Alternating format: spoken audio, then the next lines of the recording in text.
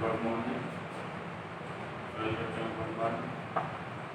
कल जो है संधारित्र के बारे में हम लोगों को बता चुके हैं कि संधारित्र होता क्या है। तो संधारित्र की जो उदारता होती है वो निम्न बातों पर भी निर्भर करती है हमारी।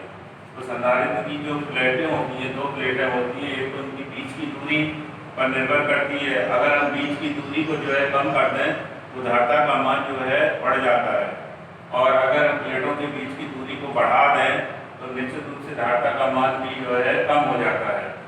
और अगर इसकी प्लेटों के बीच अगर कोई परावैद्युत पदार्थ रख दें तो धारता का मान भी जो है क्या बड़ा हो जाता है, बढ़ जाता है। और इस तरीके से हम देखते हैं कि धारता को निम्न प्रकार से घटाया या बढ़ाया जा सकता है। अगर मान लो जो प्लेटें ली गई हैं तो निश्चित रूप से संधारित्र की धारता का मान जो है बढ़ जाता है हमारा। अभी इससे पहले वाले वीडियो में हम तुम्हें बता चुके हैं कि संधारित्र की प्लेटों के बीच अगर पूरे में परावैद्युत पदार्थ भरा हो तो उस कंडीशन में संधारित्र की धारता जो है क्या होती है, C=ε0kA/d, जबकि पूरे में परावैद्युत पदार्थ भरा हो। अब ये वाला जो हम डेरिवेशन तुम्हें समझा रहे हैं इसमें है समांतर प्लेट संधारित्र की धारता जब प्लेटों के बीच आंशिक रूप से परावैद्युत पदार्थ रखा हो। तो तुम देख रहे हो कि संधारित्र में ये टी मोटाई की कांच की या अभ्रक की जो है ये शीट रख दी गई, जिसका जो है परावैद्युतांक K है। इसने जो है दोनों प्लेटों के बीच कितना स्थान घेरा है, T, और जबकि प्लेटों के बीच की दूरी कितनी है, D। तो इससे एक बात ये स्पष्ट हो जाती है कि जो निर्वात जो तुम्हारे प्लेट है ये अभ्रक की शीट के अगल बगल जो स्थान है उसमें निर्वात है, यानी कि वायु निर्वात या वायु जो है हो सकती है। तो इसमें हम ये देखते हैं कि जैसे इसको रखा जाता है तो प्रेरण के कारण इस पर जो है ये विपरीत प्रकृति का ऋण आवेश उत्पन्न हो जाता है, और इसकी बगल वाली प्लेट पर उतना ही पॉजिटिव चार्ज उत्पन्न हो जाता है, उतना ही ये देखो पॉजिटिव चार्ज उत्पन्न हो गया। तो प्रेरण के कारण जैसे ये जो है पहली प्लेट को जो है +Q आवेश दिया जाता है, तो प्रेरण के कारण इस अभ्रक शीट की पहली वाले पृष्ठ पर जो है विपरीत प्रकृति का उतना ही ऋण आवेश उत्पन्न हो जाता है, बगल वाले पृष्ठ पर जो है उतना ही धन आवेश। और प्रेरण के कारण जो दूसरी प्लेट है उसके सामने वाले पृष्ठ यानी आंतरिक पृष्ठ पर उतना ही -Q आवेश उत्पन्न हो जाता है। अब इस पर जो प्लस जो Q आवेश होता है उसको हम जब पृथ्वी से जोड़ देते हैं तो पृथ्वी के इलेक्ट्रॉन आकर इस वाले पृष्ठ को उदासीन कर देते हैं। तो हम जिससे ये देखते हैं कि दोनों प्लेटों के बीच जो है एक विभवांतर उत्पन्न हो जाता है। तो विभवांतर उत्पन्न होने से इनके बीच में जो वैद्युत क्षेत्र भी उत्पन्न हो जाएगा, क्योंकि जब भी प्लेटों के बीच वैद्युत क्षेत्र उत्पन्न होगा तो इसके बीच में जो है विभवांतर उत्पन्न होगा, तो इनके बीच में जो वैद्युत क्षेत्र भी उत्पन्न हो जाएगा। तो इसमें दो तरीके से हो जाएंगे। इसके बीच में जो वायु का स्थान है उसमें वैद्युत क्षेत्र की तीव्रता के लिए फार्मूला E0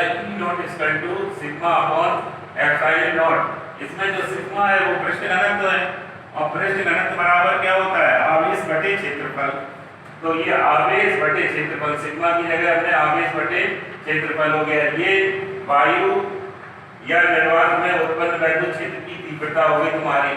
अब परावैद्युत पट्टी के अंदर तुम्हें वैद्युत क्षेत्र निकालना है, तो परावैद्युत पट्टी के अंदर वैद्युत क्षेत्र की तीव्रता के लिए सूत्र क्या हो जाएगा, इसमें निर्वात के अपेक्षा K और आ जाएगा, क्योंकि ये परावैद्युत जो शीट है उसका जो परावैद्युतांक है उसका मान K है, और इसमें भी सिग्मा की जगह Q/A आ जाएगा। तो E=Q/ε0kA। ये हो गया तुम्हारा अभ्रक की शीट के अंदर उत्पन्न वैद्युत क्षेत्र की तीव्रता हो गई तुम्हारी। अब क्या करते हैं कि हम एकांक आवेश को एक प्लेट से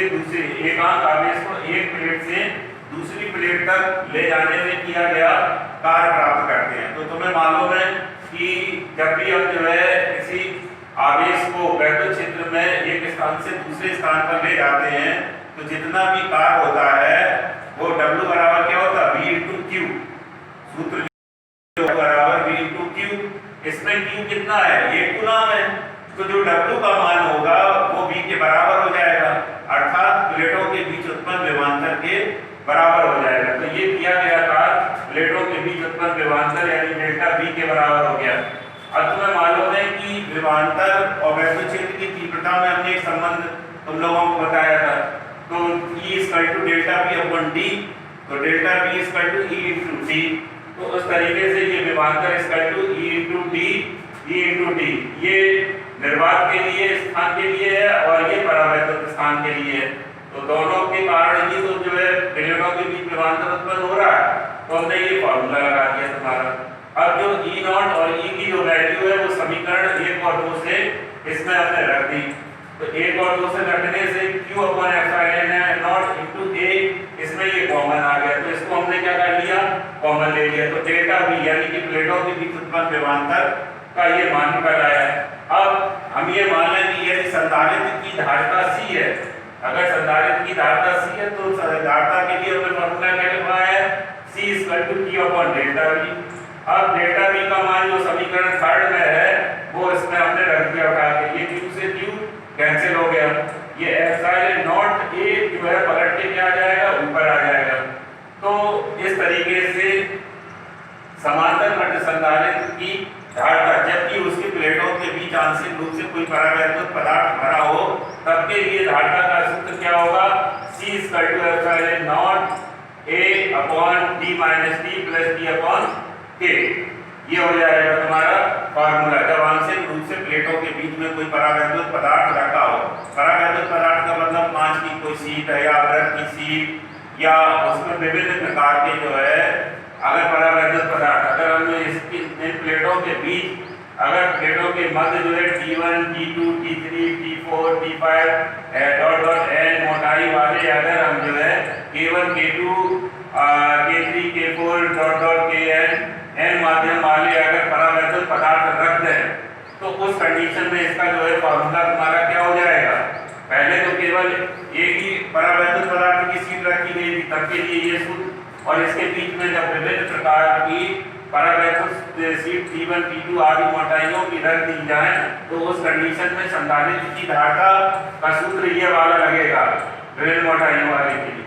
और अगर हम ये मान लें यदि इन प्लेटों के बीच अगर T मोटाई की कोई धातु की शीट रख दी जाए, T मोटाई की धातु की अगर कोई शीट रख दी जाए तो उस कंडीशन में इस संधारित्र की धारिता क्या हो जाएगी, तो इस कंडीशन में इसकी धारिता का मान हो जाएगा तुम्हारा C equal to epsilon naught A D minus D।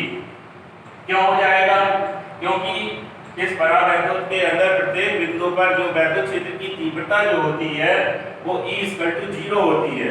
इसलिए इसके अंदर जो K की जो वैल्यू होगी, इस धातु की शीट की जो K की वैल्यू होगी K इक्वल टू इन्फिनिटी हो जाएगी। जिससे प्लेटों के बीच जब भी हम कोई परावैद्युत धातु की शीट रखते हैं तो उसके लिए formula C equal to epsilon naught A D minus D upon ये वाला फॉर्मूला लग जाता है। देखो